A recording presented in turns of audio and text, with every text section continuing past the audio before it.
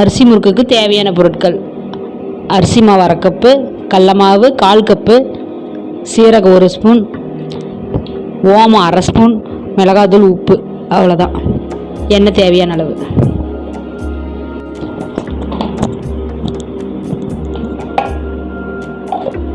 அரிசி மாவு, கடல மாவு, ஓமம், மிளகாத்தூள், வரமிளகாத்தூள்,